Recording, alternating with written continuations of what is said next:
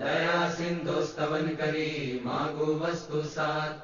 सहजानंद महाराज के सब सत्संगी सुजान, ताकू होय दृढ़ वर्तनो शिक्षा पत्री प्रमाण।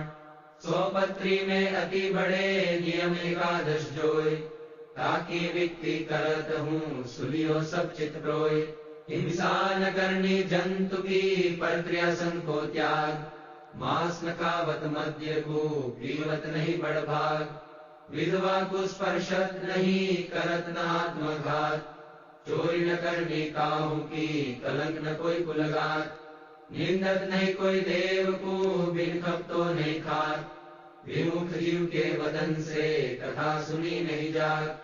यही धर्म के नियम में बरतो सब हरिदास, भजो श्री सहजानंद पर छोड़ी और सब आस। रही एकादश नियम में करो श्री हरिपद प्रीत, प्रेमानंद के धाम में जाओ निशंक जगजीत। श्री स्वामी नारायण भगवान की जय, अक्षर पुरुषोत्तम महाराज की जय, गुणातीतानंद स्वामी महाराज की जय, भगत जी महाराज की जय, शास्त्री जी महाराज की जय, योगी जी महाराज की जय, प्रमुख स्वामी महाराज की जय, महंत स्वामी महाराज की जय, प्रमुख स्वामी महाराज शताब्दी महोत्सव की जय।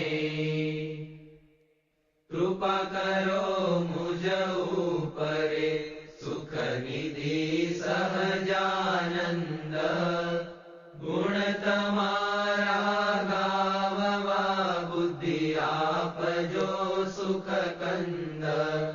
अक्षर पुरुषोत्तम अहि पृथ्वी ऊपर पधारिया, अनेक जीव उद्धारवा मनुष्य तन धारी रया। आव्या अक्षर धाम थी अवनिमा, ऐश्वर्य मुक्तो लई।